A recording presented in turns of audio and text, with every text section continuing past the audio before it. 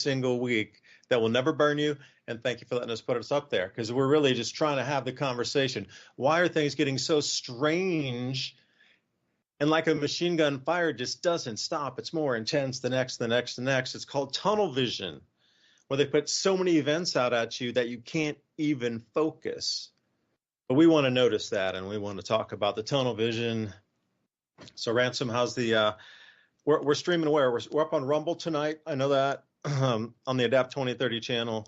I think we're up on YouTube. Last week we had a little trouble getting up onto the 2 different YouTube channels. Mini Ice Age Conversations podcast YouTube channel, which is going to simulcast to the new Civilization Cycle channel. And where else would we be, Ransom? Tell us. We should now be on Twitch, Instagram, Facebook, Twitter, and all of the YouTubes right now. So they just all popped on. No, the restreaming started the whole new format. I've been back and forth. They changed their coding. So evidently I was this whole time using a backdoor into the programming.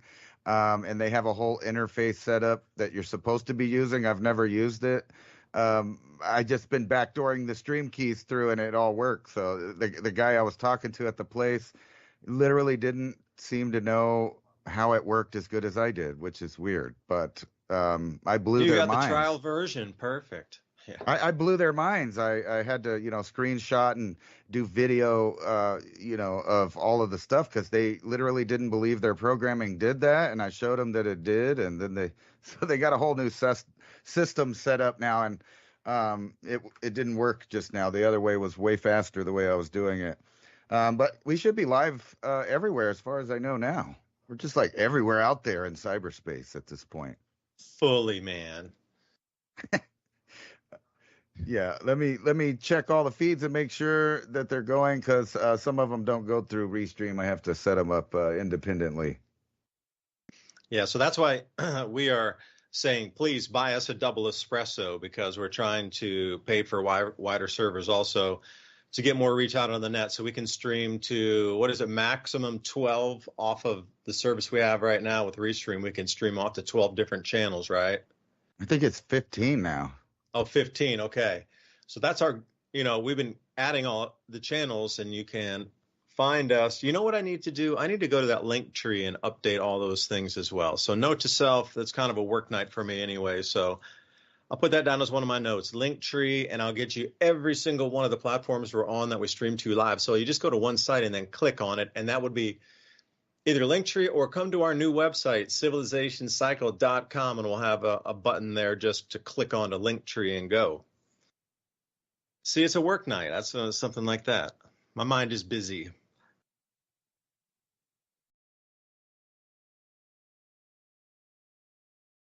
Yeah, sooner or later we'll just be because I guess what it is some of the streaming softwares, I don't know if it's, social media sites seem to have different rules and stuff, almost like they're trying to compete to make sure people can't, talk on one voice on all the channels at once. I mean, think about that. That's the power of old school television. You could just talk to almost everyone. Yeah, you see how that's being stifled just to stop the conversation. But see, this is where we would say, please buy us a double espresso because we need to find workarounds. So if it's another piece of software, it's another sign in, another account to be had with another fee on top of that. Well, we're going to get it because we want to be able to take that one channel and get it out because it's really kind of important. Now there's a lot of changes and that's no BS assessment. Seriously. If any of you have seen the Adapt 2030 channel since, a decade ago, that's crazy to even say that. We have been talking about this time where you will get this very clear signal that everything would have come up in the economy and the agriculture and the population migration and all these things are going to intersect like they do every grand solar minimum. And we are here again because in October, the planets are squaring off. And that same square with Jupiter, Saturn, Uranus, and Neptune has not been seen since 79 AD. And then all of this is happening right now. And we're supposed to believe, okay, this planetary geometry. And what I mean is Jupiter, Saturn, Uranus, and Neptune make a square. out in the outer solar system, like in one quadrant of the square of the solar system, just a square in one particular location out of that whole circle of 360 degrees. All four of those are in a square, very tight in just one tiny part of the solar system. The last time it did that with this precise squareness was 79 AD. Now, I'm really kind of baffled because of something of this magnitude and duration on a cycle itself, to where the planets sit in the heavens to create this square. And then all of these things we're seeing is ramping up this energetic like change. I just can't explain it except they're all connected together. So anyway, I digress. You were saying something. I just go ahead, man. I was talking about Linktree or something, and I lost my thought. No, I was just babbling about how, kind of cool we are in the future where we could get on all kinds of feeds and say a message in live time to people. Well, that's as long as free speech lasts. And, if you've been paying attention around the world, that is becoming a very, very limited resource. So I would imagine that free speech is like gold at this point. If you're allowed to have it, it's worth its weight in gold, so to speak. It's kind of like my grandpa used to tell me that if I wished in one hand and, kind of took a dump in the other, he used to, ask me which one would fill up faster. Well, free speech, it seems, is, like I said, it's a very limited resource. I mean, people all over in Europe are finding that out with knocks on the door. Things that you couldn't imagine. Like if you would have went back and told people right after World War II in any one of the European countries that in 80 years you'll be outpopulated, you yourself will become known as a terrorist in your own country, and your voice will land you in jail for having opinions, they might have thrown rocks at you because they thought you were too crazy, but no, to get serious. I've been delving into this die-off plateau of the Western world, and it seems to be just delayed in the third world by just a couple years. Here, I was going to send you a graph because I know you like graphs.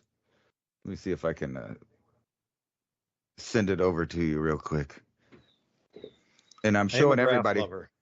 You can see a lot of data in the graphs. Like if you can edit voice, like the podcast, the civilizationcycle.com or the Civilization Cycle podcast, one and the same podcast page, right? So I'm always looking through the audio in the same way that you would look at audio in the voice when you're editing it is very much the same thing that you would see in cycles, in charts. Over thousands of years of temperature variance up and down, it's readable just like you can see the human voice moving up and down. And that's why how you know where to splice it, where to cut it, where to fade out, fade in. That's that change that you can see.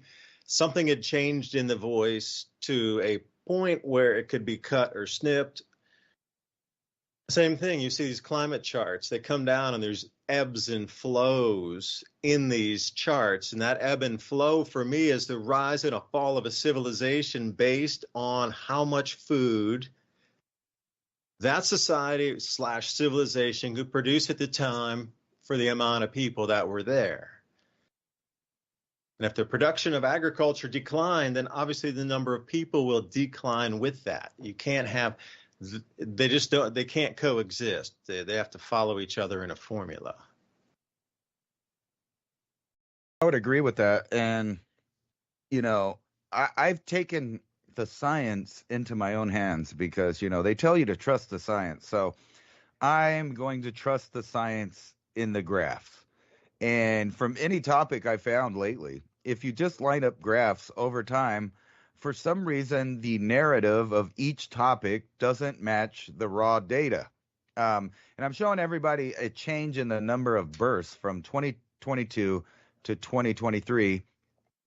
And this is a pretty good list. It's not a list of all the countries, but it's a lot of them. So we got the Philippines, Thailand, Malaysia, Norway, Denmark, United States, the Netherlands, Spain, Brazil, Hungary, Australia, Switzerland, Italy, Finland, New Zealand, Sweden, Japan, China, Croatia, Germany, Greece, Austria, France, Singapore, South Korea, Colombia, Czech Republic, Ireland, and Poland. So a pretty good diverse range, and that pretty much summed up all the power players as well. And when you look through this graph, there's only like 4 countries having children.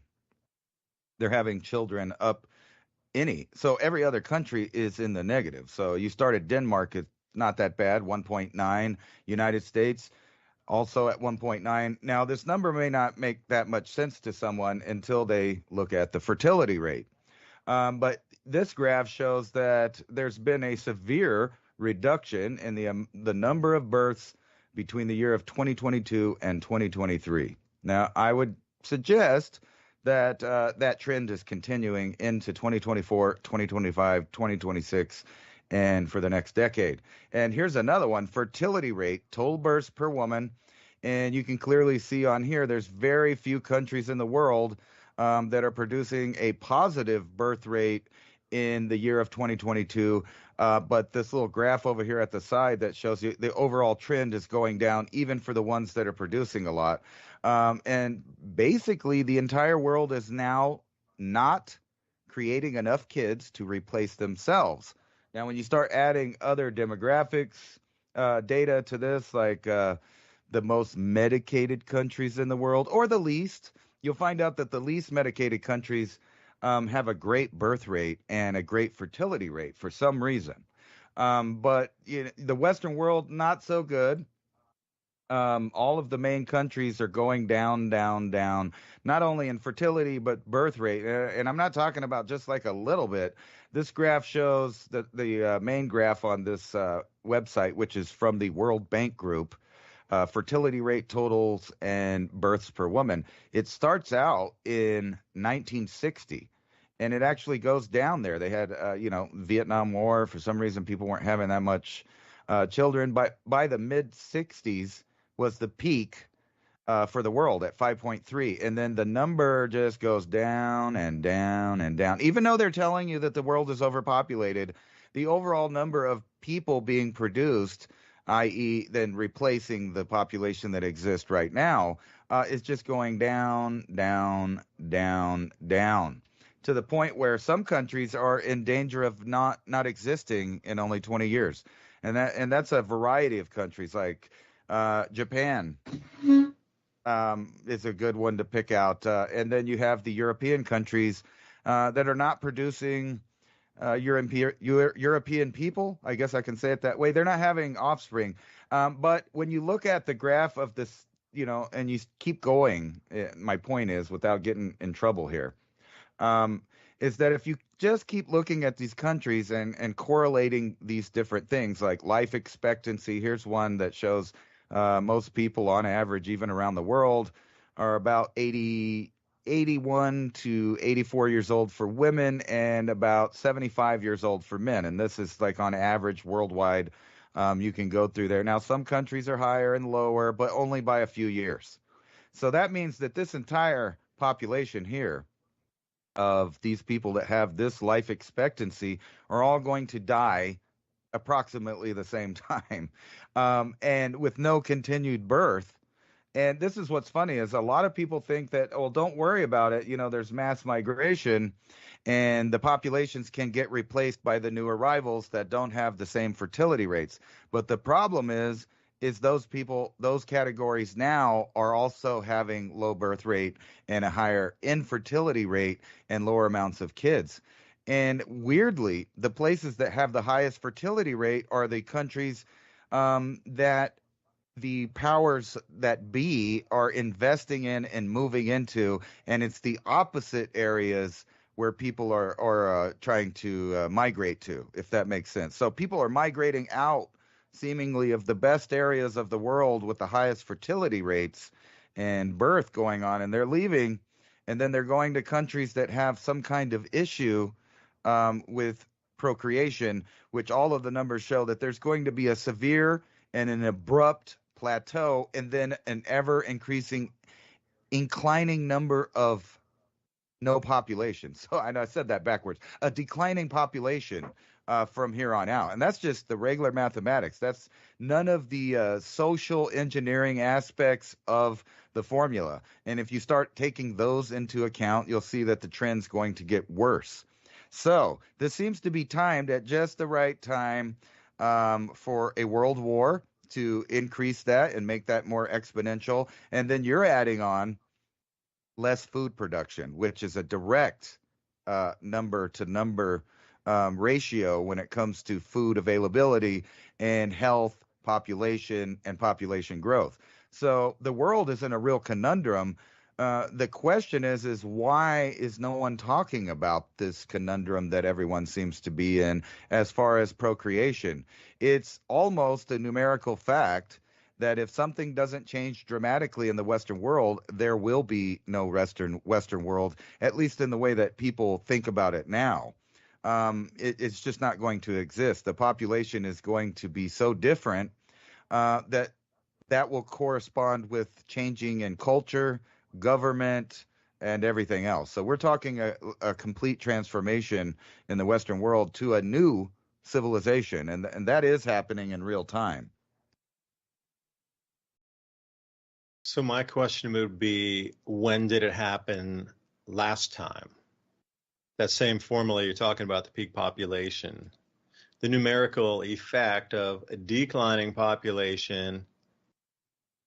And then with that decline, how long does that take to actually work itself through over the centuries and possibly millennia to get down to this base population with, again, the same recycled, quote unquote, technologies coming back up again, recirculating just in a new fashion. So when did it happen last time? Is that too bold of a question to ask?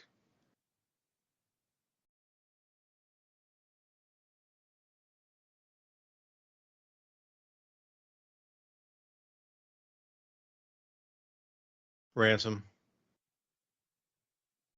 Okay, I guess he went somewhere. He'll join us when he gets back. Appalachian Radio sent out a call for you there. It is Star Mountain. You got the pen handy? Something you can write down? 146.820 Star Mountain. Is that where the aliens are picking us up? That's the repeater, man. And once you get there, you can bump yourself up and go on up to Crossville and further points south of Chattanooga into Georgia. Star Mountain's a good one to get further afield from if you're just looking for a single frequency. Obviously, somebody will be there at some time. It's a busy one in terms of traffic coming through there. So I guess I'll leave it. I was going somewhere with that, because today we were checking our comms. We went up to Chirp and taking a look at our mag frequencies and seeing which ones were still, functional. And they've been doing radio checks through this because whatever happened during this stock market crash, it set everybody off that's in ham radio world to be able to start checking their comms. Like it was so almost instant. It was really almost they were waiting for it, and then that was it. That's the signal we're looking for. We already got the plans anyway. Go. And I feel very much the same way. This market, whatever happened, the reverberation. How does Japan drop the most ever in history, and then the very next day it comes up the most almost in history? And you can't tell. And then it shattered through the rest of the markets. Closed all these, just ruined Asia, and then suddenly, everything's okay today. No, there's still a huge amount of money that needs to come unwound.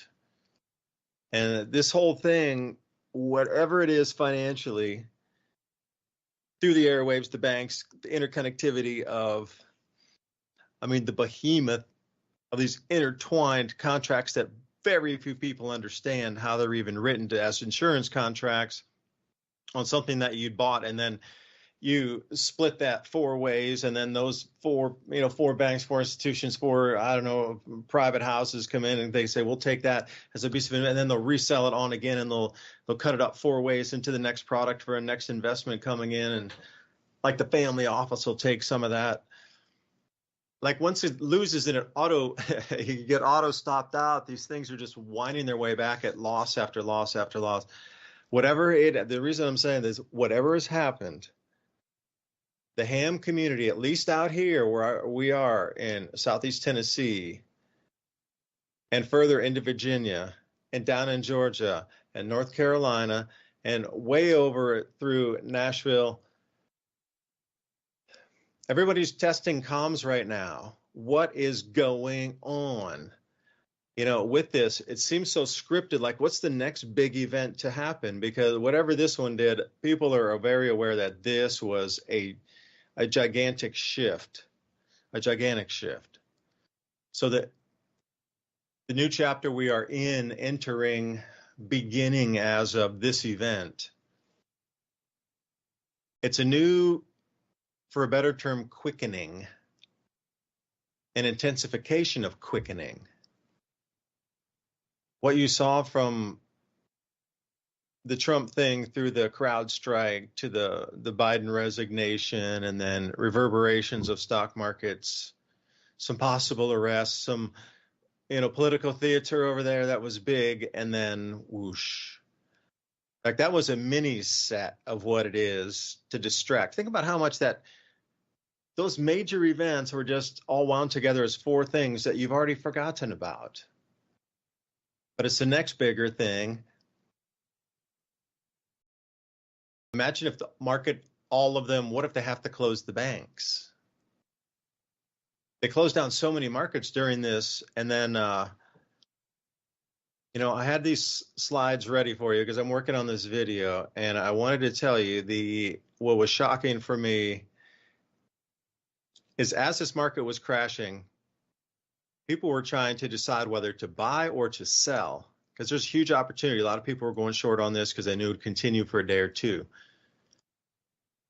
People like Ransom and myself could not sign into, and anybody out there, this is the list, 6 trading platforms they couldn't even access to sell into our stock market.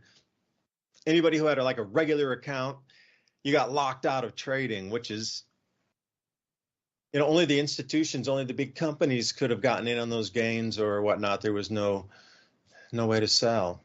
So Charles Schwab went down, and Fidelity and Ameritrade and Citibank and E-Trade, Vanguard, Wells Fargo, Plaid, and then Robinhood. And then Robinhood suspended trading 100%, said no more trades, man, nothing, no crypto, stop.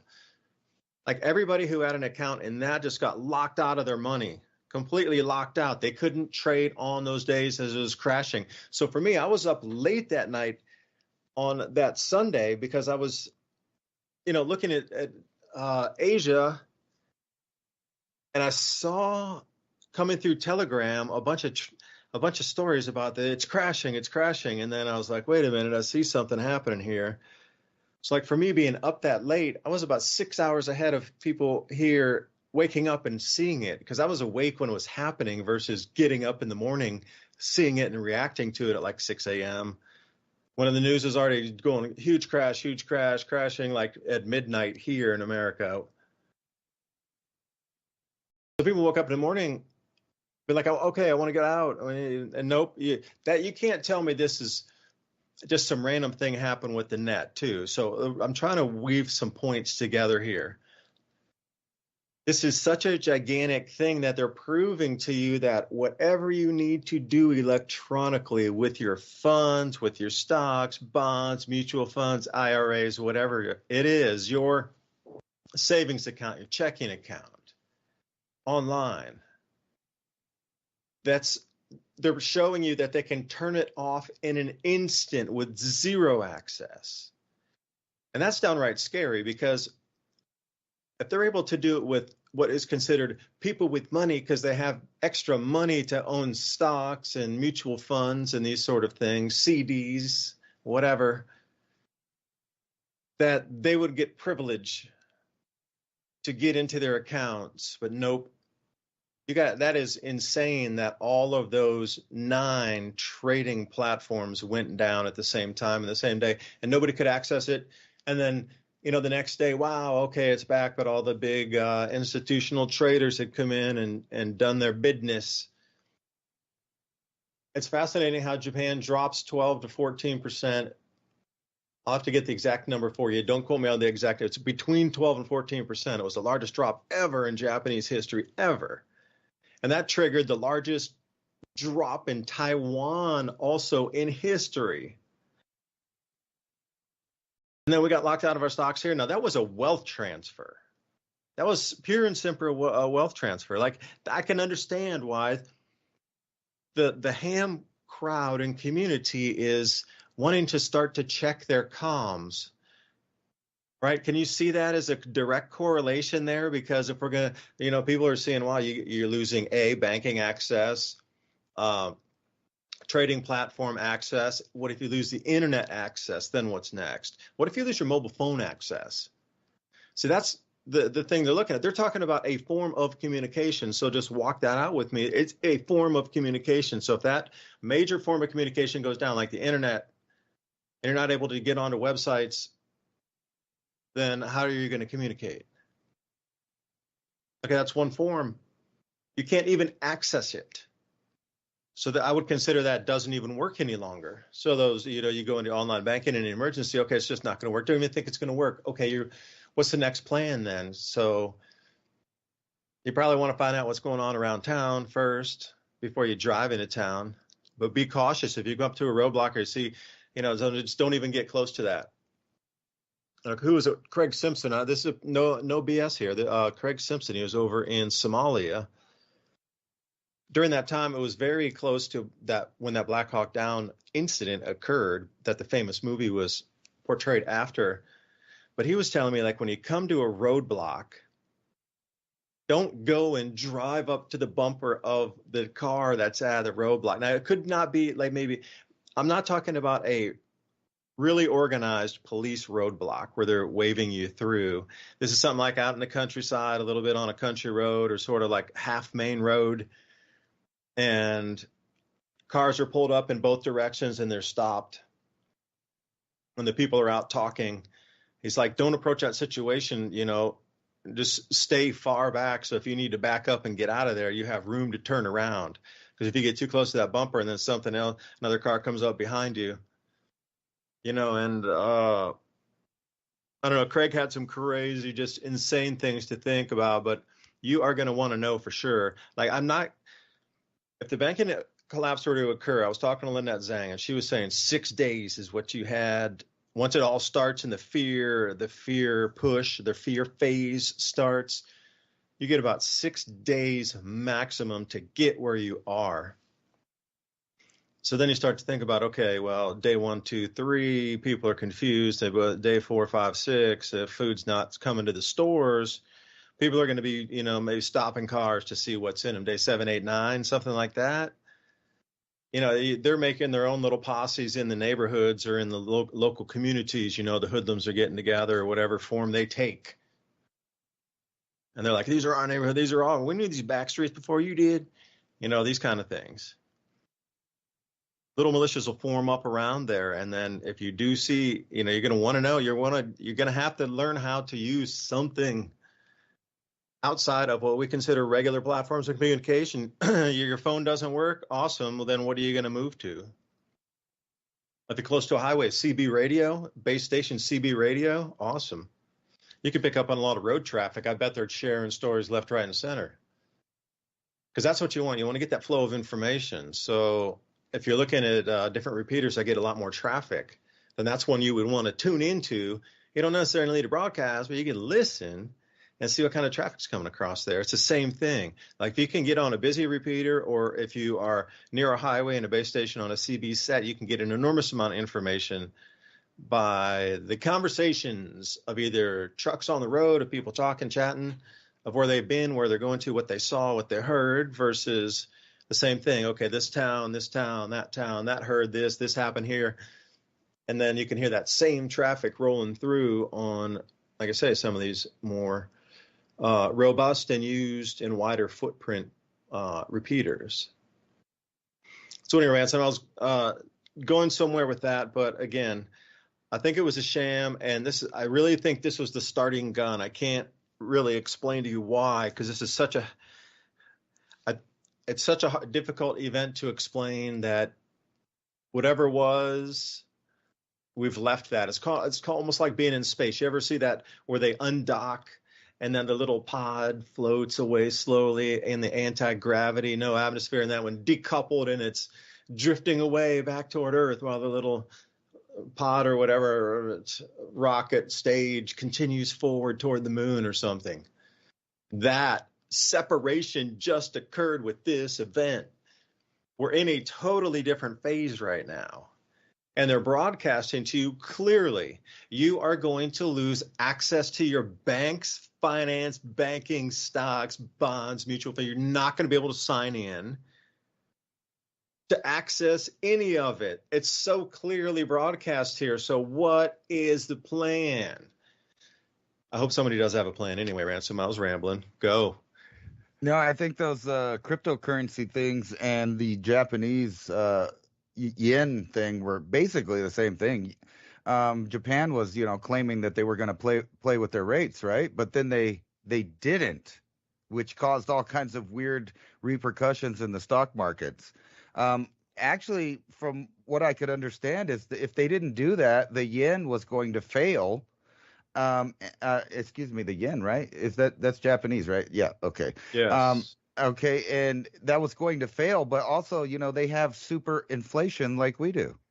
They could have been in a Venezuela type situation real soon if they didn't kind of fake the market out to prop them up. So the question is when does that bubble actually pop? And the same question for the U.S. because we're doing the same thing. We're buying bonds, and then we're basing the money on those bonds, and then we print more money to buy the bonds. Where it goes, nobody knows where the money's even coming from or going, or what makes it worth anything at this point. So it's obviously, set up to fail. The only real resource out there that seems to be in play is real estate. And I'm talking about on a world stage because that seems to be what's going on. The reorganization of who owns what and where. That was a whole thing. I was watching, everybody freaking out about the Japanese thing, and people were saying, well, they're going to change the rates and then it'll fix it. But then they didn't, right? They didn't change it. I think that's what they just tricked the world market into propping their economy up for a little longer. So when does the U.S. do that? I think, right before that pops, if cycle is right, we got to have a war. That'll revalue everything. Not only that, it'll revalue everything, but that'll be the instrument in which they get you to get on these new platforms of money.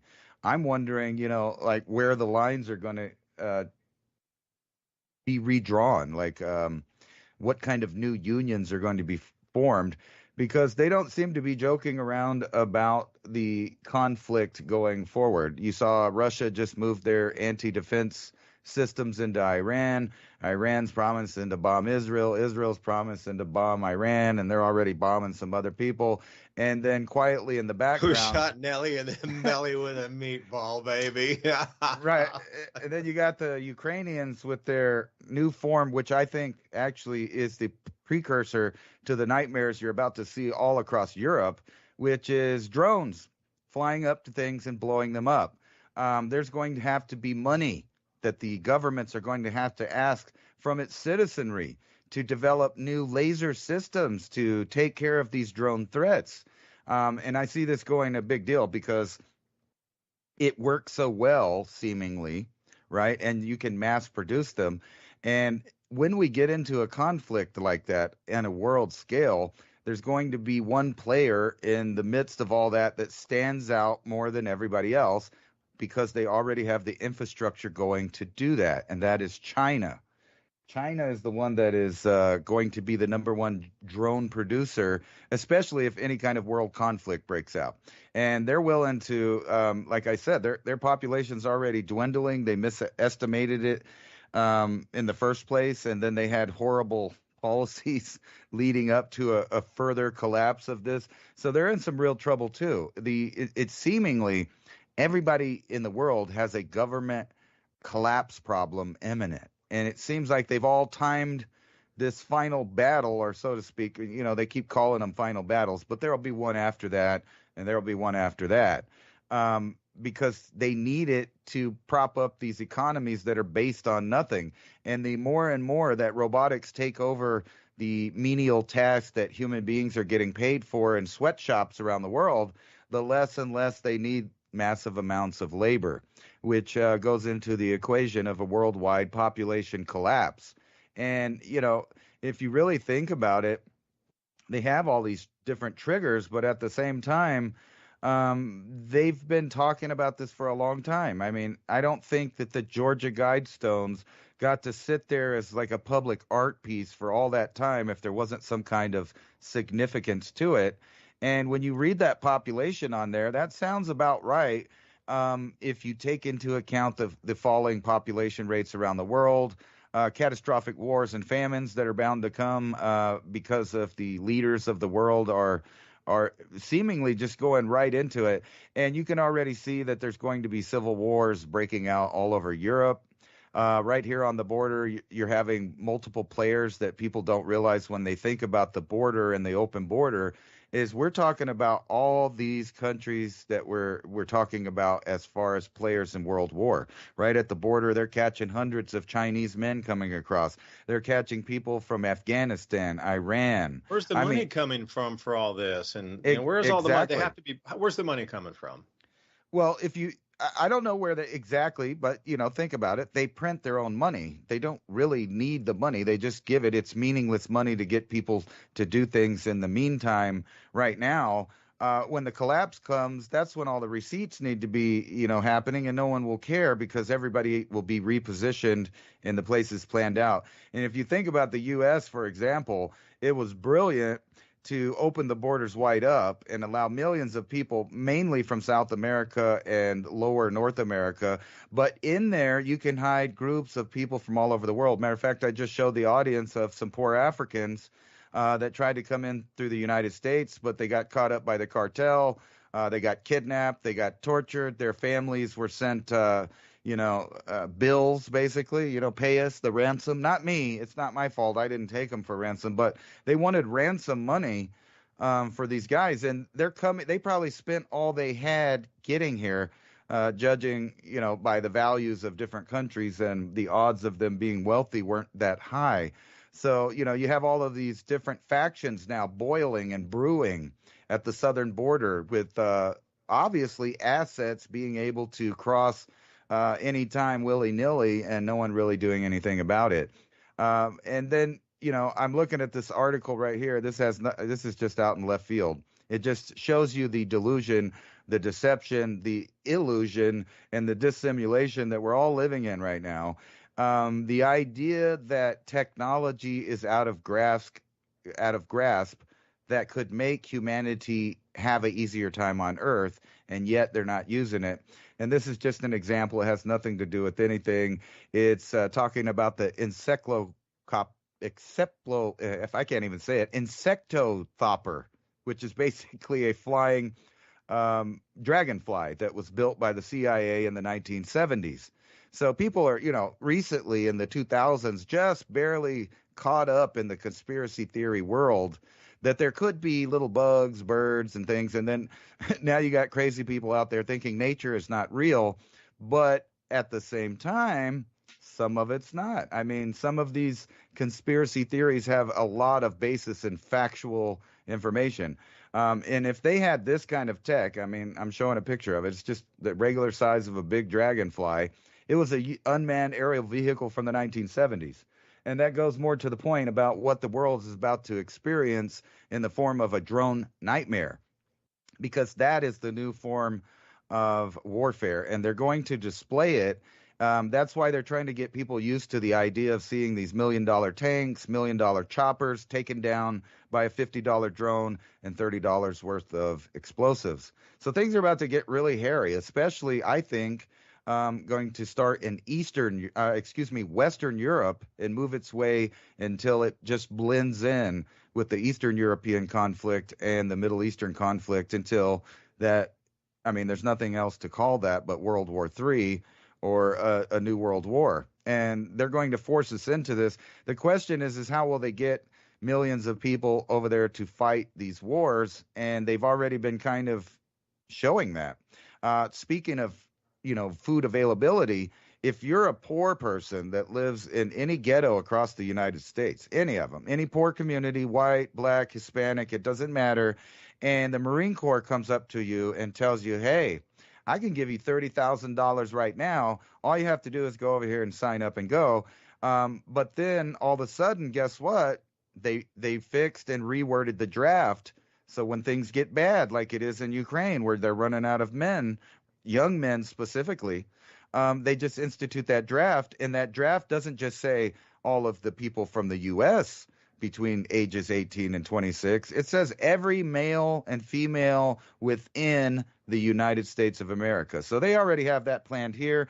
You see these programs unfolding in different places, and places Wait, like what's the age? What's the age there between which age?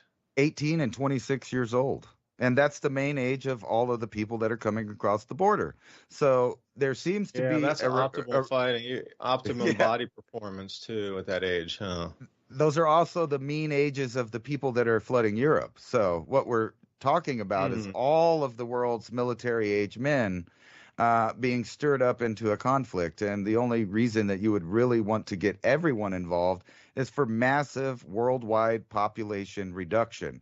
For what purpose? I don't know. But the new grow zoning in Africa that's evolving right now, that China is highly involved with investment, that new grow zone in the Sahel. Well, let me ask you this. That is the prize. You can't have a resistance there. All those guys who you're talking about in Europe, who you just described, used to live there. In Mali and Mauritania and Niger and these Chad, these areas there, they're all gone, man. They're up in Europe. Look at all that cropland that's free. There's nobody here to resist.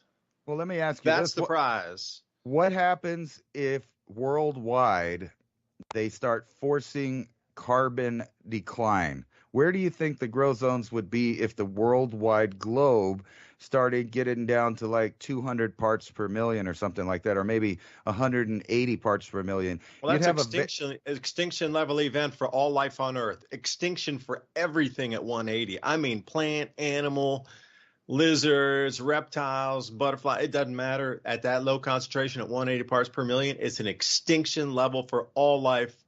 And there would be some protozoa or algae that would survive.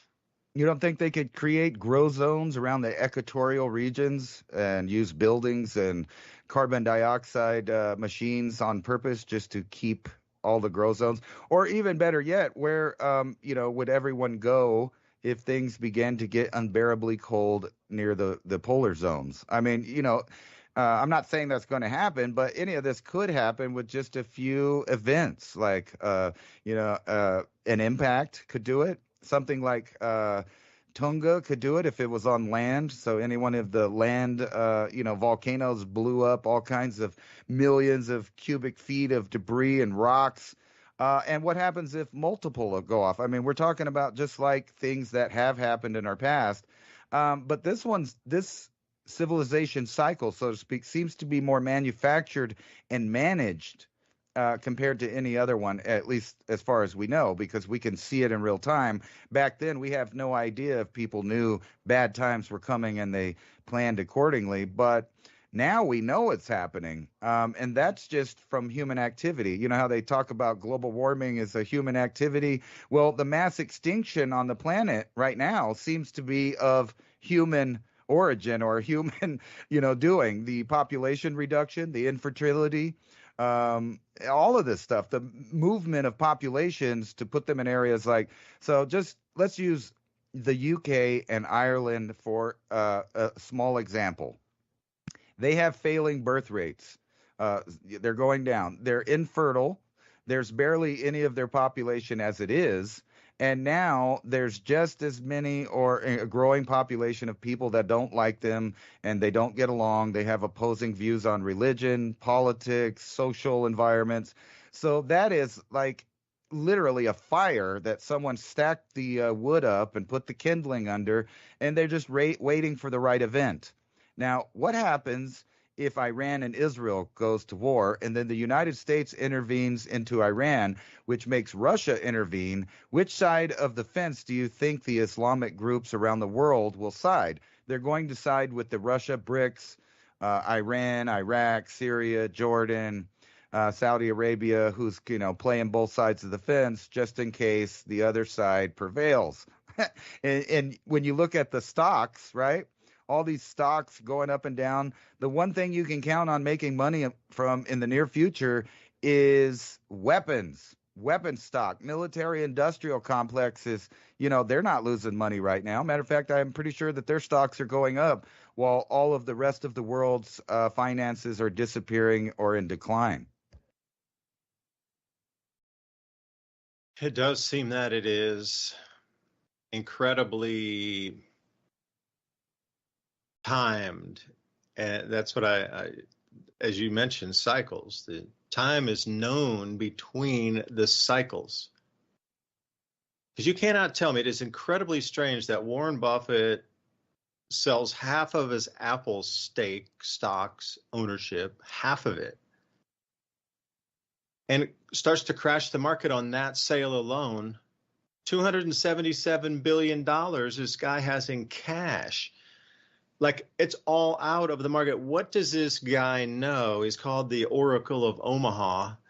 Fun to listen to. He's got, some old school stories that have much relevance from today as they did back then. So interesting person to listen to. But, when you're one of the largest managers on the planet with that type of influence and flies on the wall, speaking of your dragonfly, there has to be something that he knew, because when I should send you the chart here, the cash pile from Berkshire, it's moving along, from 2010, it starts to jump up a little bit. And then, the cash is sitting somewhere around, say, 100 billion. And then this single year, it went up to 300 billion. So if you would have been watching this, it went up to 100 billion, and then it went up to 300 billion. So even the trend itself as a cycle, slowly until all at once, or slowly until suddenly. Or what was this gigantic move here of almost an instant? You could see the selling that they had going off. It was very steep. Ransom, I got to send you this chart, but I'm just going to say it's strange. And there's a lot of other people out there selling an enormous amount of holdings. Like we saw the same thing in 2008 also. And the year 2000, or actually 1999 and 2000. Like you've seen this before, you see it again, but this one seems to be different. It seems to be not the one to just knock a couple points off the interest rate and slowly start like a small cycle again of growth. It seems like this one is poised to absolutely pull everything back to where we need to digitize assets, move to a new system of currency, and reset the entire system. And the only reason you would do that is if the current system that you have control of will no longer work in the new, I would say, pattern or vibratory awareness. As we come through this magnetic field in October, and in general, everything is moving on a higher vibration, and it sounds so woo-woo, like, hey, Sagittarius. But I am dead serious. With the energies that move, we've seen it through time and history. We go through this thing called the zodiac, and Ransom and I would talk about, if you follow all of those around, you get the long year. Like, things have been mapped out. So within that itself, in a 2,000-year periods, there's ebbs and flows of energies. And within a longer time frame, 6,000 years, there's different flows and ebbs of energies. Like, these have been mapped out, and there's cycles that are very difficult for like a few humans at the top to control everything that comes along with this natural change. They have to abandon the old system because it just won't hold state They're implementing a new system which they think they can maintain control of as the energy shifts from one, as I said, that decoupling rocket. You can't tell me somebody's jumping out this much cash like they knew something, absolutely knew something was coming. So what else is next then? If they already know this, and they were actually able to get away with it. So you're telling me somebody pulls off and sells $277 billion worth of their stocks in the last couple of months to get that total, and then suddenly the stock market crashes and they made hundreds of billions of dollars because when they rebuy those same stocks, they're just like 20 or 30% cheaper and they're going to run right back up to the same price. Like, you can't tell me that that's not insider trading. How did this person know exactly that? Or are they the ones moving the market and they're the market makers? Because people are talking, saying that single transaction of selling half of the Apple stock that he owned, which was how many billions, rattled the confidence of the market in that one single trade from that really famous Warren Buffett, Berkshire Hathaway, selling half their Apple holdings in one session. People saw that and they're like, what the hell are they doing? And suddenly it just cascaded over. And, I'm wondering if it's carefully scripted, really. I'm really wondering that, because all of these events seem that there's connected in, if you would do a stage play, bringing you to the next, act is kind of where I see it all. It's so scripted with most of the things, but if they're scripting it, then you maybe could see where it would move to next. So where do we go from here? It's unknown if early man knew they would be the progenitors of great civilizations, or if they knew when their empires would fall and disappear into history. Fortunately for us as modern man, we can recognize that we are at the precipice, a point in history where we can see the cycle changing. Where we go from here is up to us.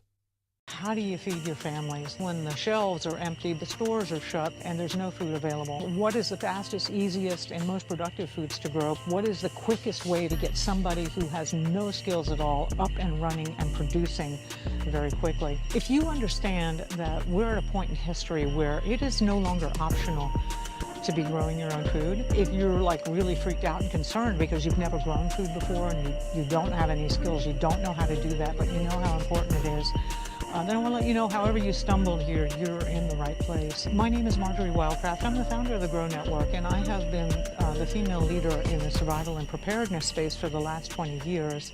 How to grow lots of food, even if you have no experience, are older and out of shape. This is for people who want the fastest and easiest ways to produce healthy and delicious meat, eggs, and vegetables. Because you know that growing your own food is like printing your own money. During this webinar, you will get status of global food shortages, how long the crisis will last, how much space you need to grow food, easiest, highest calorie foods you can produce, a complete plan for producing all the food you need, how to get started today, regardless of season. Marjorie will show you the fastest, easiest, and simplest ways to produce calories and nutrition, especially in a crisis and/or grid-down situation. The assumption is that you have no experience and you need to start producing food immediately. The most popular part of the webinar is the Q&A session at the end.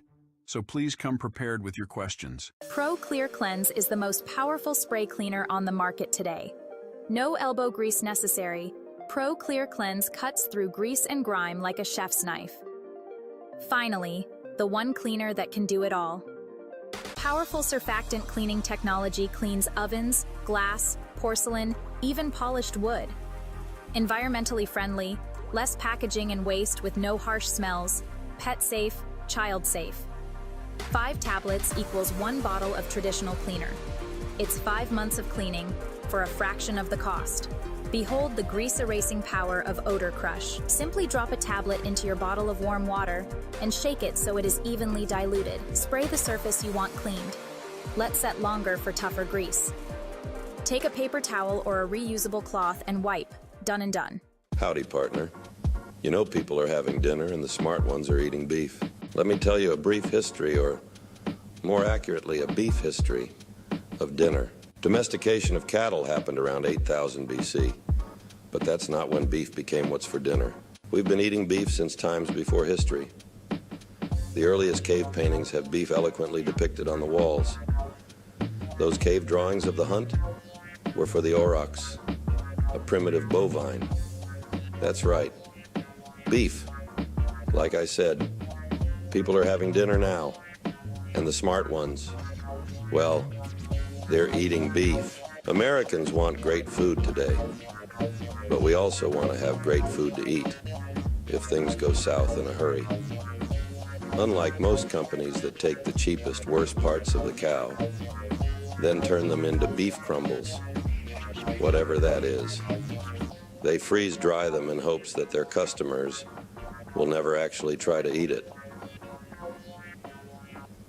Our premium beef cubes are sous vide, freeze-dried, and ready to be eaten right now, or in a decade from now.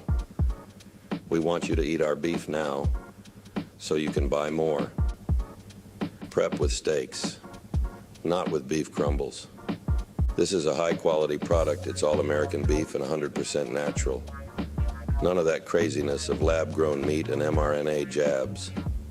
Our beef has a shelf life of 10+ years. This is high-quality cooked and freeze-dried beef for long-term storage or not. Eat well today and eat well tomorrow. Click the link in the description to get your Prepper beef with Prepper All Naturals, so you will always know what's for dinner. Don't forget to sign up for the show notes to get information we sometimes can't relay on social media outlets. Sign up at oilseedcrops.org/MIAC radio show.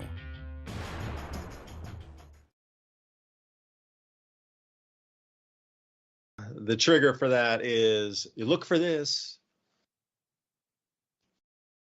Is it scripted? Is it natural? You know, could it be organically happening? I'm not sure, but is the panic planned should be the better term, because all I would say is when the public gets into this fear phase and the media is pushing all this fear about you losing your account, you can't access, there'll be all these digital and online banking product problems like we saw with Robinhood and all those other exchanges that you couldn't get online, 9 total you couldn't get into.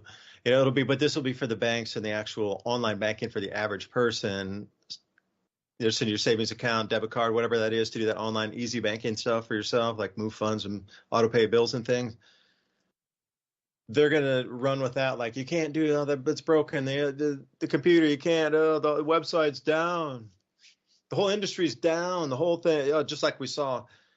Now, once the media starts to push that as the fear versus the very next day going, oh, Japan rebounded 10%. Yes. Collapsed the most ever in history. And the very next day, it rebounds almost the most in history. That's not normal.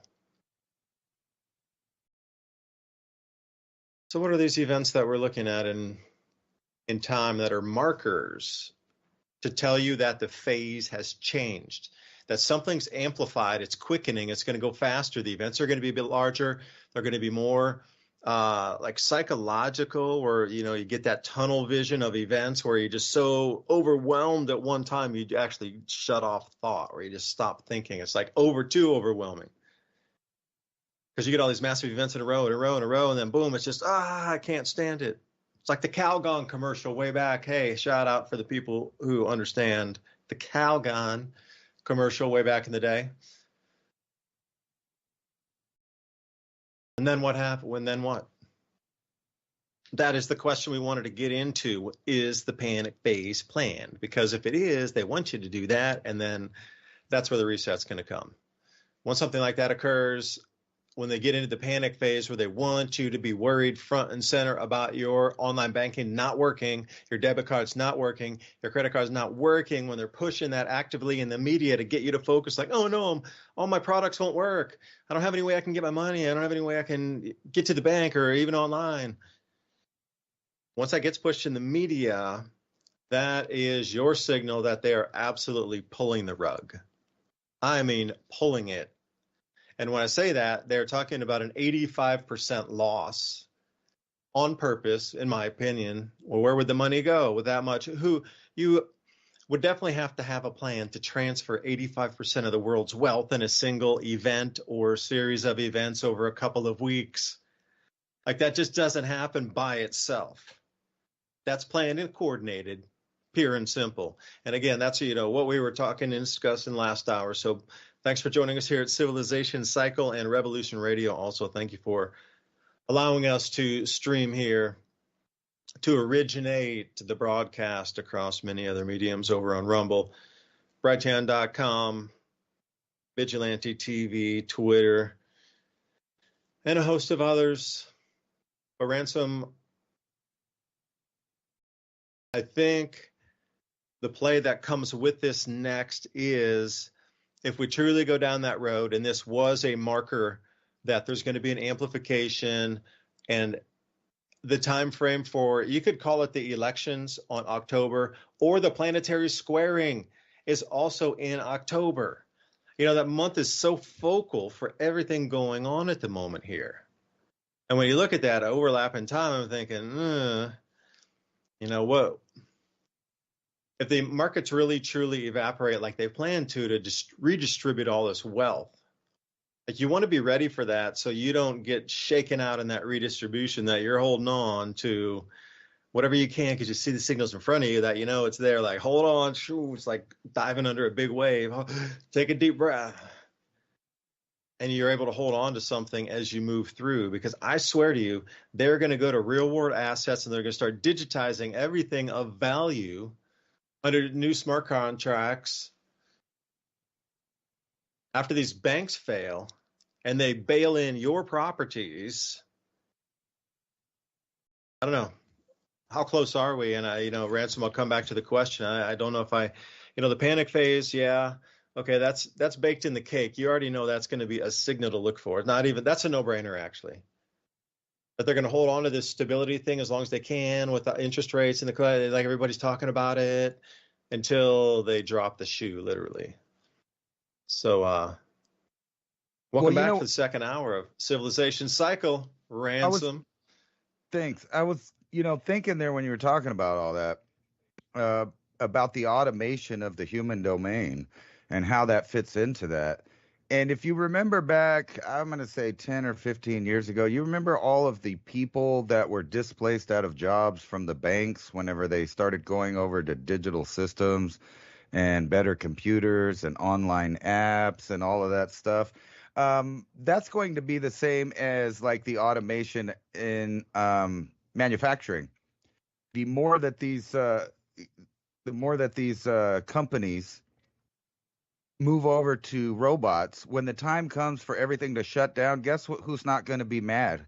Who's not going to be in a big group mad they lost their job outside? The answer to that is robots. And for some real fear that they're pumping up here, I wanted you to check this out, because this will get everybody. It didn't last time because it was kind of confined to certain demographics. I'll just put it that way.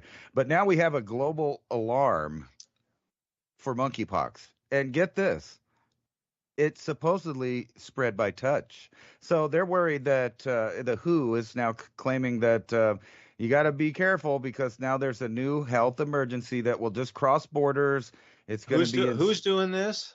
It's just mutated on its own. Who knows, man? It's monkeypox. Who's the WHO?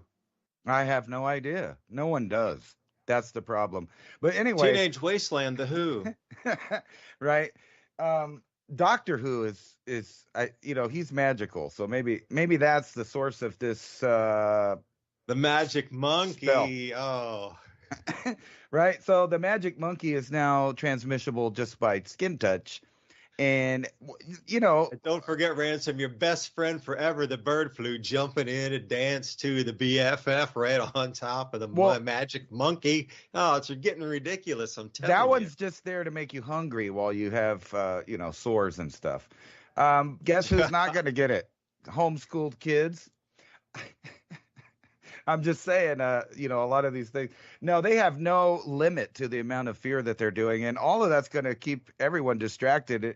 And this may sound messed up, but the way I look at it is, there's all these digital investments, and there's the cryptos, and there's all of these different things. But the one thing that no one realizes is if that time comes where everything doesn't work, you better have already bought basically everything you're going to need. So when you know that happened, you're not going to go out to Home Depot or, Big Lots or Costco or Walmart or none of that stuff. Those are danger zones. Those are no-go zones when things go nuts. And recently, again, I saw people flipping out, and this is a new occurrence. This isn't the old one from a couple years ago. I forgot what state it is, but the food stamp system failed, and people were mad in the store about the food stamps not working. Now that's just a small, part of the population. But guess what? They are going to realize that everybody with a bank account is in the same situation. In other words, if you're a rich person and you got a nice house and you got some land, if you don't have preps like the crazy prepper, you're in the same boat as the homeless guy that doesn't have nothing. Your cards don't work. You ain't got no food. You are a sitting duck. And not only that, you're a target because you look like you have more than other people do. So what a bad scenario. So my point is whether or not there's a financial collapse or not, you better have already bought all basics that you need and have them already so that you're not spending your time with everyone else freaking out. You're trying to figure out what you're going to do next because you already have those resources taken care of. Let me see what I think I got sent a bunch of stuff here. I did. I was trying to send you those images when I was talking during the break, and I got into a deepness on that. So I would ask you, these images that I was showing you, just the Berkshire Hathaway cash exchange was something overlaying with all of this problem. See, here's what originally what I had envisioned it as. So entertain me, everybody out there. I just wanted to explain how possibly two ideas were coming together with the Middle East disrupting the oil at the same time this stock market crash was going on.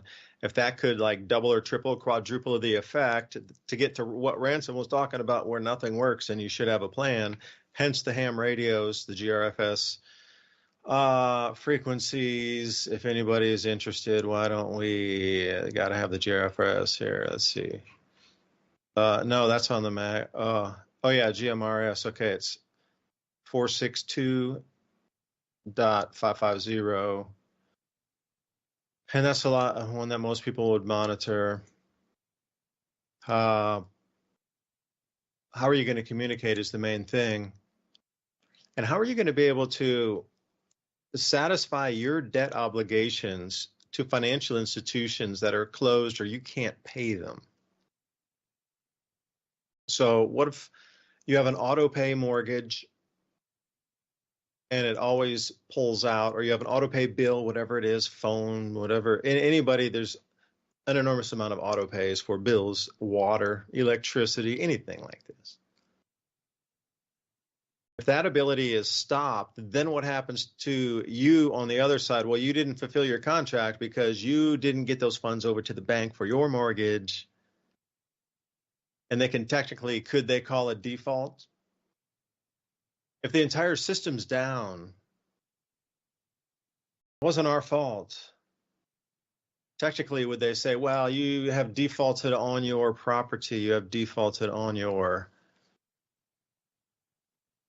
debt, we are taking it back. And by the way, we're going to digitize it and give it a value, and then the value of the smart contract can be traded around the world. So the doubling of the effect of these two things. So I was going to ask a question, Ransom, so let me throw this one at you. When you're talking about Home Depot, you said they're going to be danger zones and no-go zones. How long after the banking shuts off do you think that would become a danger no-go zone? Would it be, because Lynette Zhang was saying very clearly, after the credit system goes down, after your bank cards don't work and you can't access your online banking and you're cut off from your finances, literally from your cards and from your computer and from your phone, they just don't connect to a bank and you can't withdraw money, and that is closed until further. We'll contact you. You're not getting anything out of that. She was saying 6 days. You need to be where you need to be. So I don't know if you would agree with that. Like, when does it become a very dangerous place to go, like a Home Depot? How many days after that event do you think? Yeah, that's a good estimate, 6 to 9 days, maybe 9 days, because people will be wishing for the first 3 days, right? That everything, yeah, it's no big deal. It's all going to come back. This kind of thing happens all the time. There's going to be a lot of that. But the reason I was saying that there were danger no-go places is because first, they're going to try to use money at those places. And then those places are going to close down, claiming that, well, their systems don't work and they can't take cash. And then following that are going to be people that just want to take what they know is still in there. And you don't want to be anywhere around any of that because I don't know if you realize this, but local police and municipalities generally protect the banks the most. In other words, if there's one people that they will protect all out, no matter what's going on, that's them. And it's not like, what are you going to do? Break in there and get anyway. It's like those are jokes. So nobody's really going to be going to the banks other than trying to find their offices to complain at, where they're not going to find people at. And they're going to be calling all of these, numbers that are supposed to be customer service. You get to talk to a robot. I'm sorry, our systems are down. Oh, wait a second. Blah, They've blah, already blah. Ransom, they pre-trained us during COVID to do that exact thing. Everything was auto responder, everything. They've already used to it. Every possible government service autoresponder now matches exactly that. Sorry to cut you off. Right. And like you said, it's not just the companies and the services, the governments will do that. And then you got to start thinking about, well, people have been planning this for a long time. There's been people planning on it happening for a long time. And that's not just the crazy preppers out there or the continuity of government. There's other programs like InfraGard, which is a bunch of citizens who have weapons that they have of their own, they bought them themselves. However, they know that they're in a little group called InfraGard that's supported and funded by the CIA, in which they think they're clandestine operatives for the government. And those people work in banking, in utilities, in places like dams, power stations, places like that. And when you read the Patriot Act, you'd realize that those people have been given the go-ahead to protect that infrastructure with lethal means. And I'm talking about just regular citizens. You wouldn't think about it. And if you read and look into that, you'd realize there's probably one of those guys in every local municipality, the government buildings. There's one at the police department. There's one at the sheriff's department. There's one at the power plant. There's one at the gas, company. There's one at the telephone place. Well, probably not anymore, but I bet actually that's still the case.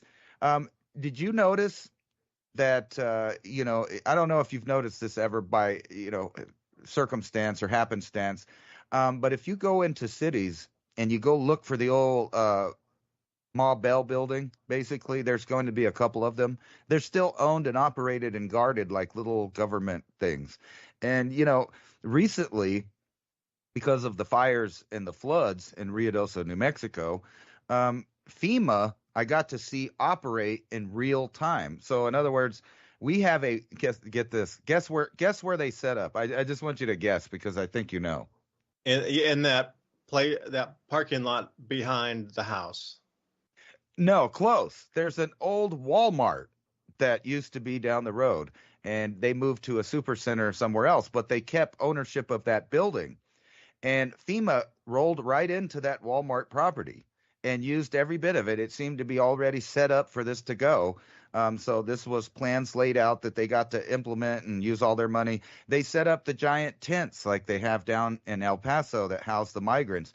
They had semi trucks that just showed up within minutes of each other. So there was a full-blown FEMA camp at the crossroads of all the intersections of highway that go to this town. In other words, if they set that up for a different purpose, you ain't getting in and you ain't getting out without talking to those FEMA people. So how about that? And, like if you thought you weren't going to, you were just going to go around it, you'll find a border protection and customs enforcement station and people at other paths that you might think you might go. So all along since 2001, while this nightmare of a crash in slow motion train wreck of Marxism plus, elite corporatism and crony capitalism all merged into this nightmare that we're living in right now. And then you throw the medical industry in the mix and the military industrial complex. Everybody's got to get a piece of the pie of, the crumbling system. And this does remind me of a time. It's when the Roman Empire fell. When they allowed the different Germanic tribes, different groups to come in and just basically house in their cities, and their armies were gone to other battles and other places, and the centurions or whatever, the army that stayed put, they didn't do anything, and they were destroyed literally from within. And not only just from within, but they allowed it to happen. You had the Visigoths and different groups move in. They just kind of camped there for long periods of time, and then eventually there was no Rome. And you're seeing these same kind of things play out in today's world, literally in the same areas, if you want to get geographical. And you can go back into ancient times with the Middle East disputes. Obviously, we don't have to go there. Everybody knows about them. But these are long-standing plans. I'm not talking hundreds of years or decades, but thousands of years. Groups that have maintained continuity are still players on the stage of the world. But the problem is they seem to be at a lower lattice, or at a lower rung of the ladder of power. And whatever's going on, it seems like everybody's involved in their own way, shape, or form. From countries, just falling into complete communism like Venezuela, to being completely invaded by outside forces. And I don't know if I can use the word. I probably can't use the word for YouTube. Gold medal, baby. Gold medal. Traded. I'll put it there. They were traded positions, because you can't use the R word when it comes to migration. But anyway, that same thing happened in the ancient world numerous times. Matter of fact, you can go to the ancient Egyptians when they were talking about fighting the Hittites. They would put out propaganda stones out at the edges of their territories, talking about how their pharaoh was completely demolishing the other army, when in fact they were losing territory until they also disappeared from the world. So they're gone. And for people of today to think that they're short-lived little empires that they're part of, or that they're a citizenry of, or is going to last the long haul, is kind of amusing in a way. It's very naive to think that any of the empires you see today will be here in only 50 years. And that's what I'm saying is happening right now. This is the third turn, kind of the final push for a world order. And it's step by step, and you can see it happening where it's weird. Like World War II, they had two narratives on both sides. Weirdly, both narratives came true at the same time, simultaneously. One group wanted a European Union. They got it, just not in the way that they thought they were going to get it, but it still happened. Everything that I've seen the elites predict, say that they're going to do, happens. So no amount of, conspiracy theorists thinking that they're going to, get in there and change the system for the inside, or wake up enough people that'll change the tide of these plans. I don't really think that's possible. The only thing that's possible is to take care of you first, your family second, and have a community of people that says no, so that their plot and their plan doesn't really work out the way that they want it to. Trying to fight them head on, I think, is just silly. You see how fast and how exponential new laws are being formed to get rid of human rights or individual rights worldwide, not just in Europe or the UK specifically right now, but just all over the place. It's happening. And if you don't believe what they're telling you, you can get in trouble. From Venezuela to the UK, you might end up in a prison cell being tortured over your views of reality. So reality itself is at stake right now, and what we view reality as. So I don't know. You can fight the machine, or you can build your own machine in competition. And I think that's the only way forward, is to learn the code, so to speak, how they kept telling everybody learn the code. You need to learn the code of the geopolitical situation and what they have plans for you in the future. And by all tales, across are all indicators. It looks like we're at that massive decline in population that will be helped by the world elite and governance apparatus. See, that is your reality. That end of the world reality is not my reality. I'm sitting on a beach, and after we hang up, I'm going out for a head high session at sunset. That's my reality. So, what is reality anyway?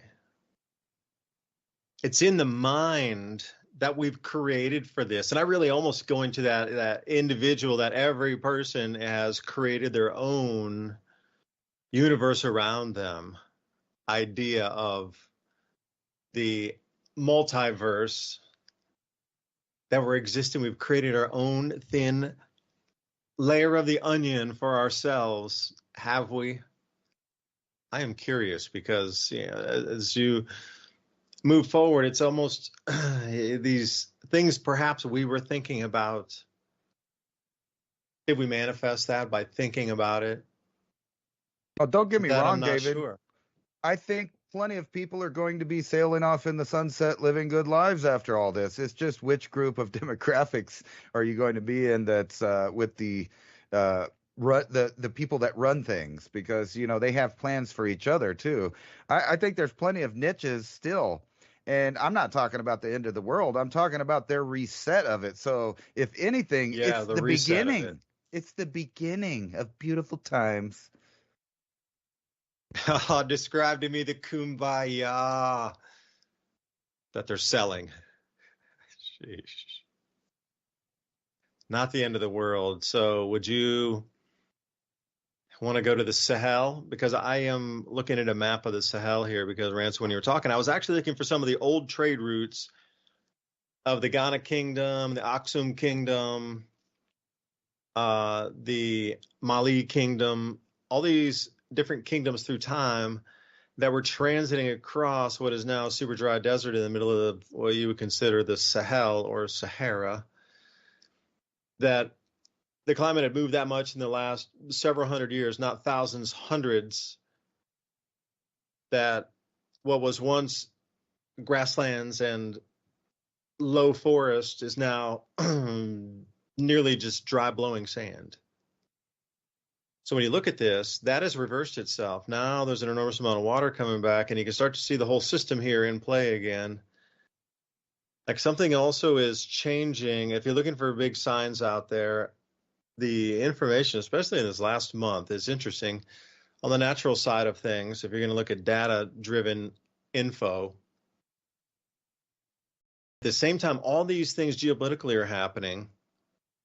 The South Pole had it was a southern disturbance of a high-pressure system going in. It was a sudden stratospheric warming event, but in southern hemisphere and over Antarctica, which is kind of a rare one anyway. And at the same time, the different large edges of X-flares have just grazed our planet. And there's been an uptick in all these comets that people are seeing, and I'm talking large bolides. Like there's a lot of things. The animals are behaving strangely. The insects are behaving strangely. A lot of things are migrating unusually, and they keep always making an excuse for it. Oh, it was the wind turbine. Oh, it was a boat motor. Oh, it was this. It was that. Oh, it was the wind. It was too hot. It was too cold. Whatever there is that is seemingly out of place or out of balance is moving, changing to the new, and I'm going to say, electromagnetic field on the planet. They are adjusting to that. The animal and plant life and insect kingdom is adjusting to that new magnetic field. We are too.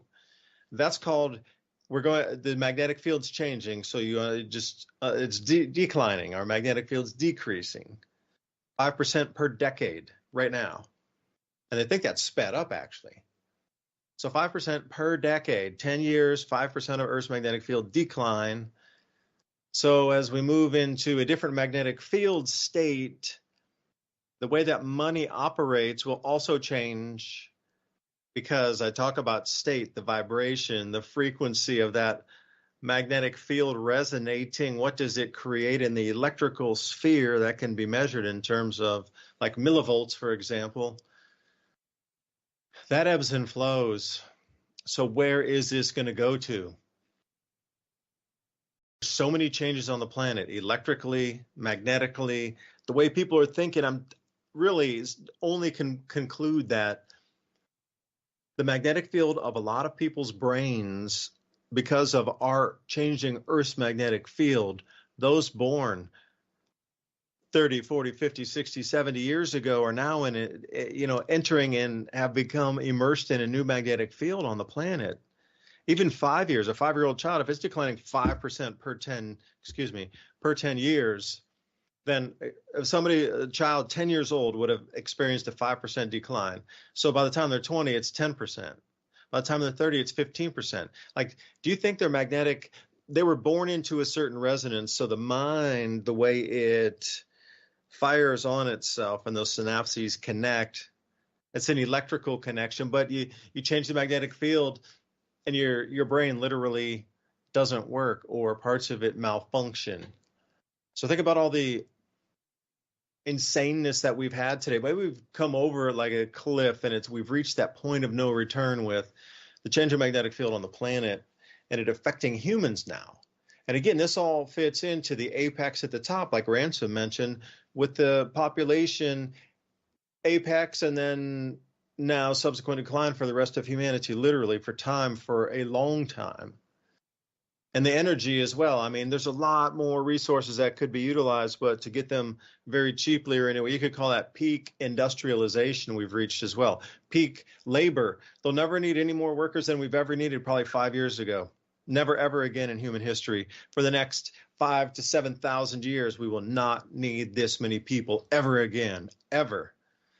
It's not going to bounce and dead cat bounce and double you down. And this is it.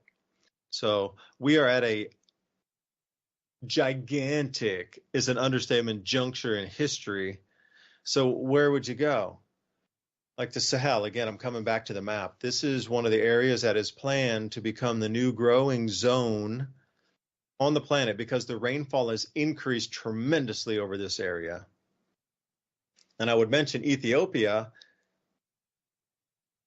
the new Renaissance Dam, if anybody would like to look that up, the new Renaissance Dam in Ethiopia, it's the largest hydroelectric dam in Africa. But in borderline, a few years ago when the World Bank approved the project and it was under construction, it was one of the driest places on the planet. They were in a mega drought at the time also, read the news headlines. Mega drought, so Ethiopia, incredibly dry, but they built this behemoth, largest hydroelectric dam in Africa, and then there's subsequent, as it comes off the plateau, there's subsequent dams that are planned for the step down. I think there's 4 more dams that are all going to be hydroelectric, providing constant electricity through Ethiopia to South Sudan and up into Eritrea and then up into Sudan as well, maybe connecting Port Sudan. But this is the beginning point of it. There's a huge amount of moisture. The reason I tell you that is because they had planned for this dam over 7 years to fill up. After it was completed, the concrete barriers in place, turbines are there, everything good. And they had expected it, the fill rate, that it would take 7+ years for it to fill up before it would be full enough that it could generate enough electricity with that head force. And it filled it, and it did that exact same thing in 2 years.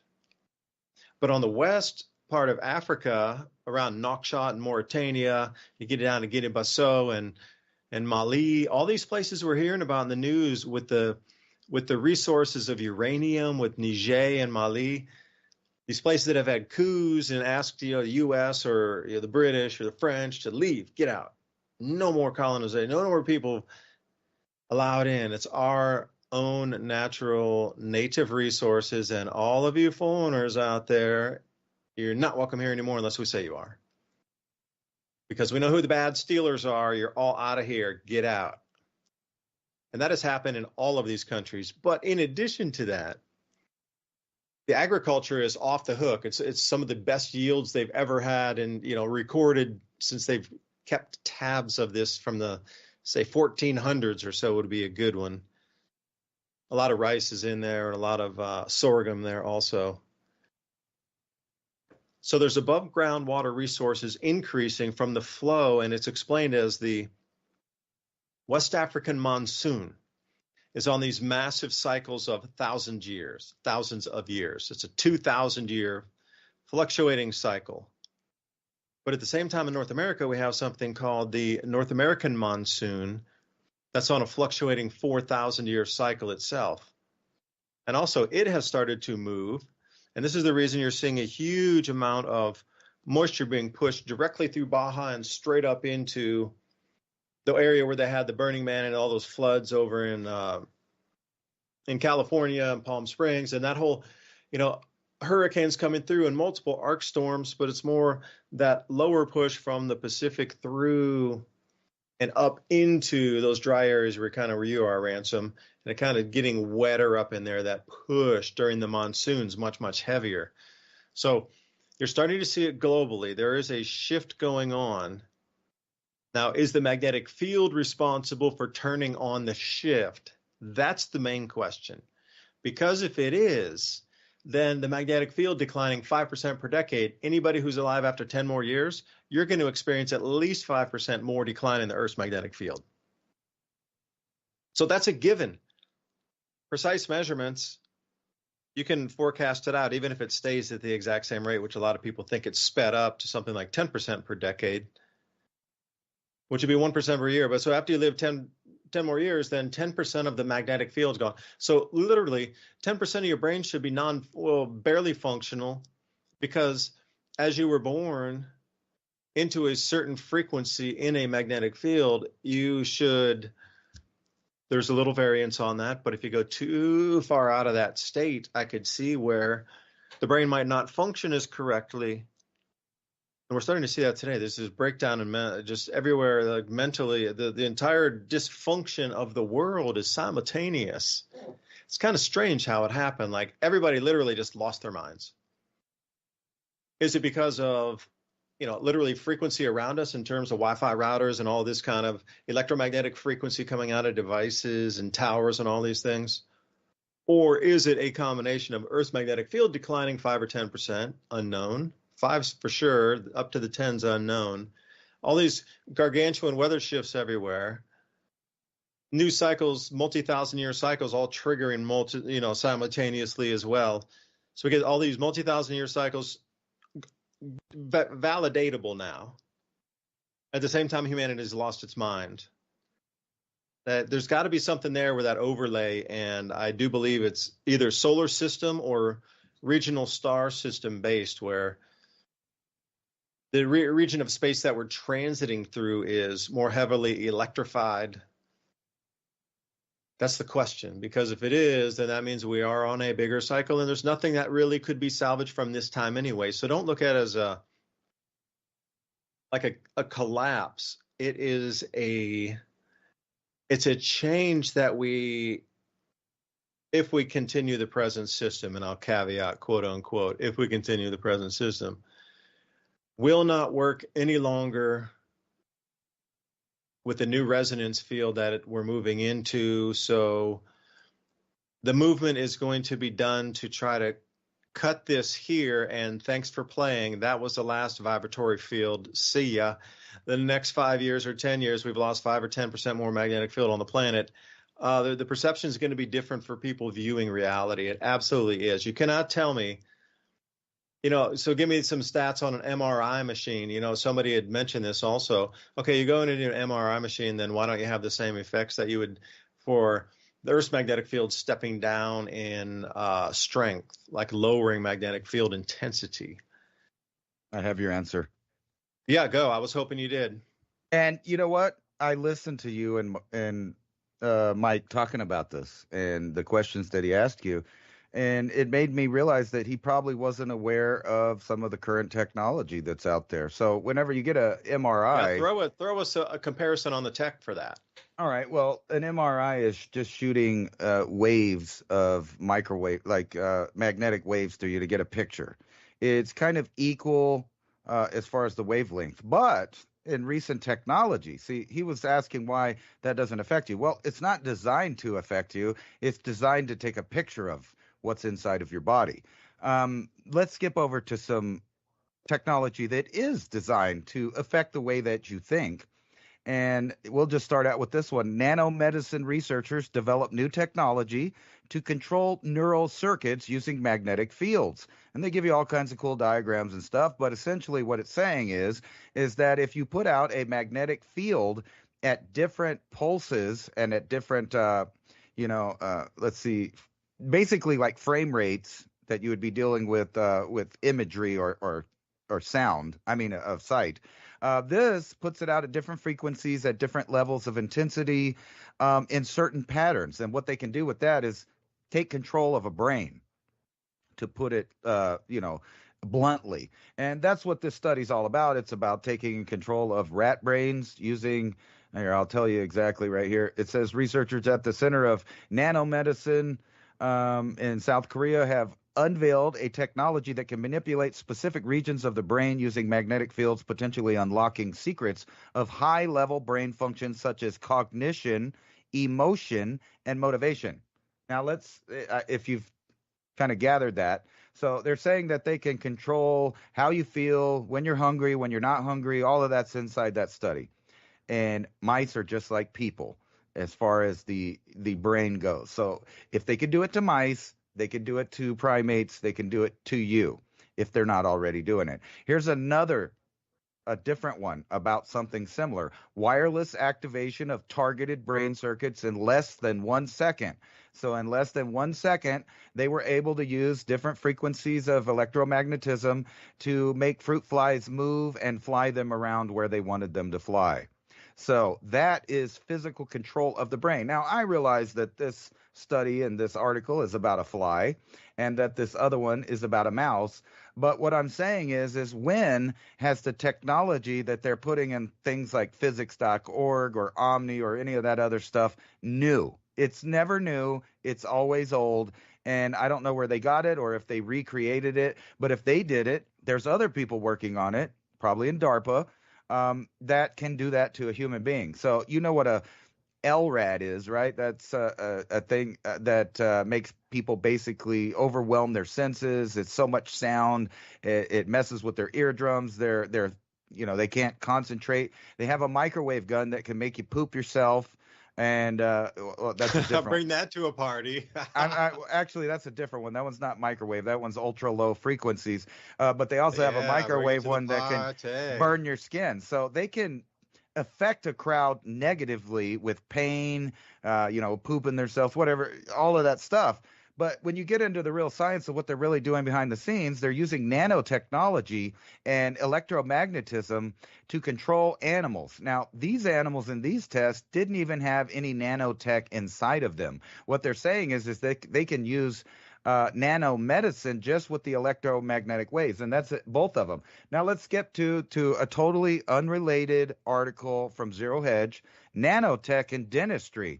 Another blessing by science coming to a clinic near you, and it gets down about how that field is, going to likely incorporate nanotechnology and advances. And it talks about, how they can be fixing your mouth. It always comes out as something good. The chip in your brain is to help people that can't move their legs or they can't talk right or whatever it is. We'll help them. You just need to get in it. And people are still tripping on that old style of technology that Elon Musk is promoting. That's just a joke at this point. They can put nanomaterials. Matter of fact, I saw a video off of your Telegram feed that was showing little nanoparticles using lasers to operate on single cells. That was on your Telegram channel. I saw that. And then there's graphene oxide that there was a big debate about. Well, it turns out, yes, that's in stuff. It's in all kinds of stuff. And it can be moved around and assembled using electromagnetic fields. Now, I'm not going to say I told you so, but years ago, I talked about this exact thing where that there was no longer a need to physically put a chip into a life form at this point with our level of technology. At this point, you can put it in the environment as microdust, of nanodust. They can ingest it, and then all the materials needed are in there. All of the precious metals, all of the plastics. They even have spider web compounds found in humans at this point. There's forever chemicals that have different things that are just, everything's drenched with our civilization, to put it lightly. Our technological world has drenched nature. So all of these nanotechs can be remotely activated and assembled. They can make things by remote using electromagnetism. Now, the question is are they waiting for a time in which the Earth's electromagnetic field is so weak that their technologies can be used at an easier way? In other words, they'll have more distance or more potential effect on the people that they're beaming this kind of technology on. I mean, think about it. If the electromagnetic field of the Earth is really strong, it would be hard to counteract that electromagnetic field. It's too massive. Yet, if it's in a weakened state, these technologies may come into effect, and you may not even know how you got the nanotechnology in you. Did you eat it? Was it injected? Did you go to the dentist? Or did you volunteer for something? It doesn't really matter. All of the material needed to create what people think are science fiction ideas is actually a reality, and people are going to have to start getting used to. They are like 50 steps ahead. They are 50 years or 100 years ahead of you, and they've been planning for hundreds of years, if not thousands of years, for this exact point. Now, I don't know if they all knew the combined picture of the future, but all of the, Fabian socialists, Marxists, and then you add the technocratic end of the elite on the end of that, and that amalgamation is what we're dealing with in this reset. So I'm not saying that the world's ending or it's going to end. It's being completely remapped and engineered from the ground up at this point. Yeah, and when you were showing that slide from physics.org there of control neural circuits, I wasn't looking at it as you were with a diagram. In my mind, that is a set of news stories, and the way I'm looking at it, it's a dissemination of information with the heartbeat tracking analytics to see on the left side, where some cellular structures are. It looks like what you would do to blast through social media to see what your organic reach would be. And then it has all these metrics. All I'm looking at is news stories being floated out, and that trigger in the brain to get that response is the news story that is the neural circuit control is the actual news story to get into your brain to do what it does. Let's get woo-woo. Let's get woo-woo with that. How many monitors, televisions, smart devices out there have the potential to be updated with this kind of technology to manipulate the electromagnetic field around them, while simultaneously keeping track of a 3D model of spatial, like basically the spatial awareness of the net or the algorithm, or even a human being that's using the peripherals to look, because you have phones. You have gaming systems, computers, smart devices, even the meters outside. They're all putting out an IR beam all the time, taking a constant picture of its three-dimensional surroundings, including everything in your house, every person in your house, where they're at, when they're at. And you combine all this technology along with flicker rates, colors that they know affect the brain, subliminal messages, sounds and tones at different frequencies, and then on top of that, an electromagnetic field that's literally manipulating how you feel, how you act, and how you move around. So that's some pretty hardcore stuff. And, of course, someone will say, hey, that's too far-fetched, but if you were using deductive logic to solve a mystery, you'd be looking at all this evidence and you'd be coming up with the same idea I'm having, that they're combining all of these technologies. And that's what we're about to have to deal with is, literally fighting your own, what seems to be your free will, but it might not actually be. Now, you add to this drama with fake people, with fake stories, with fake things that you can have natural empathy for. So all the TV heads are going all day, burning out all of their good endorphins and hormones and chemicals in their body because they've been looking at fake people in fake situations and having fake empathy for that. Where actually it's real empathy for fake things. And by the end of the day, you know, when they go to the supermarket, they're irritated. They don't know why, because they've used up all the positive things about their persona all day long, dealing with social media, dealing with television, news cycles, your neighbors, whatever it is. All of these fake ideas, social constructs, and social engineering that people are really worried about right now, like petty things that don't matter. How is any of those topics literally going to feed your family? And they're not. So this is the distraction. It's the technology being used to control you. And, you know, for those that say, oh, they can't do that, they're showing you papers, peer-reviewed papers and science that says that they can and they do these experiments. So why would you think that they wouldn't use that on you? Yeah, because I'm looking at that saying they're trying to disrupt your brain and the way you think with an overwhelm of these gargantuan stories. So they are controlling your neural circuits by doing exactly right. Yeah, whatever response it is to delete dopamine, increase dopamine, whatever it is.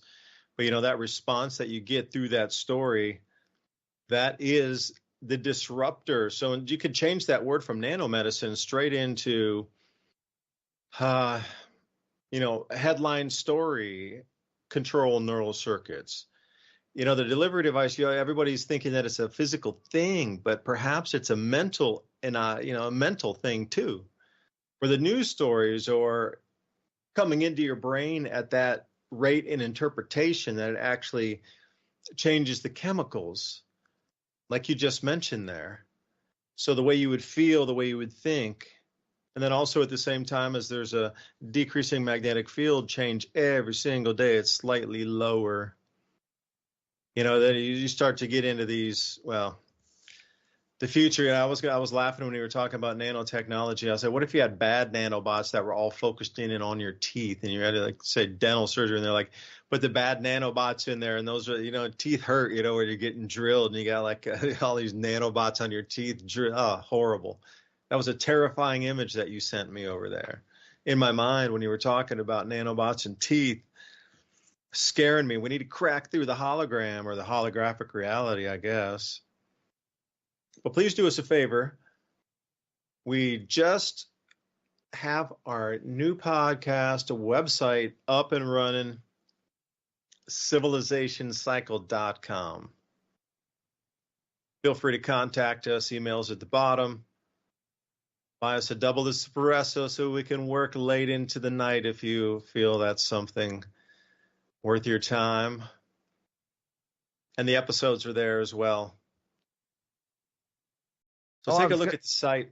Yeah, I was just looking for feedback as well. So civilizationcycle.com, and also the newsletter at the bottom. If you enter your email there, you can get our show notes, and it's really just show notes. Like tonight I sent out, I think, 8 bullet points of last week's show. I just condensed it down. Okay, what did we talk about? 8 things.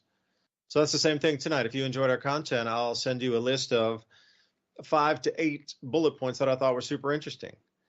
And then, you know, you start your day that way. You can share the information. You can do research with it. You can start conversations with it. You can share with others to get their conversations started. So, yeah, support our broadcast. CivilizationCycle.com. Ransom, take it out. Oh, I was just going to say, you know, you reminded me about all these digital pictures that I create for the shows. And what's weird about it is we don't ever talk before the show. So all the images, even though they seem relevant, I was just making them, you know, and sometimes you're on the same trip as I am when we come on. But I was going to tell everybody, if you go to the website, you've been loading that gallery up, and I was going to send you a SD Buy card. me a coffee. Yeah, buymeacoffee.com/civilization cycle. That's our buy me a double espresso, because I like to work late in the night. I like to get pumping when I got, you know, when some music and a double espresso. Get us a double espresso. So that is buymeacoffee.com/civilization cycle. And yeah, there's a gallery there of the artwork that Ransom's created right there. I was going to tell you, I was going to make a SD and send you. I've already made thousands of these pictures over the last couple of years on our shows, and it's like a whole thing of a progressive idea almost, you know, depending on what we're talking about. And you guys don't even get to see half of them, because some of the stuff that the AI makes is just out there, or quite frankly, a little scary. Some of the ideas that it pops out weirdly when I didn't ask, a certain thing, or I didn't put the prompts in, it gives me stuff, and it's almost like the algorithms are trying to, really communicate past what you're giving it. And it's about to be a runaway nightmare as far as that goes. I was going to tell you, I forgot while I was babbling. I loaded all those pictures you sent me. If you want to break those down in the last couple minutes. Yeah, I could. Let me refresh my browser. I'm actually on the Rumble stream here in the Adapt 2030 channel to see what Ransom's on the live here. Yeah, okay, it changed. Yeah, that's just a freighter from the 1800s. So when you think about, the Titanic era, this would be a steamer freighter. Like you could, hoist sails, but it also had steam engine with it. It was like a dual fuel, using the wind and also using coal at that time, bunker fuel. So that's just an old nostalgic. That's down the Suez Canal in the 1800s, and that's all it was a series of piers like this. But when I was over in Venice, I saw something similar with those pier docks going way out to all these different islands out there when we got on a boat and went around. Like those wooden docks, it's very much like that. You can see those forever stretching in the distance in Venice too, with the channels. Because we went out to Murano and Burano, and then that's exactly what we got into, was like miles and miles and miles of those pillars under the water there. And hidden chemicals in beer. The weed killer glyphosate was found in 14 out of 15 beers. And they were tested, and I'm not going to read the names off, but if you can see the chart there, Qingdao was number one with parts per billion at 49.7, so nearly 50.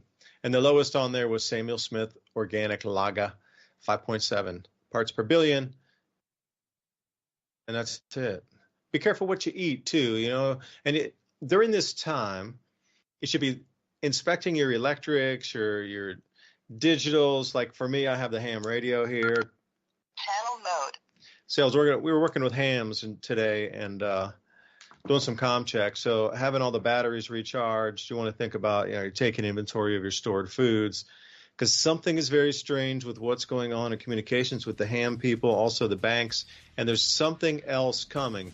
This bank failure is just the first step of a few more to follow, but they're going to get so much larger as they step down.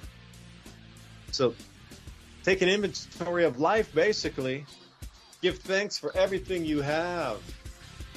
And thank you for listening. If you like our content, civilizationcycle.com. Sign up for the show notes or buy us a double espresso. Thanks for your time. Bye for now. See you next time.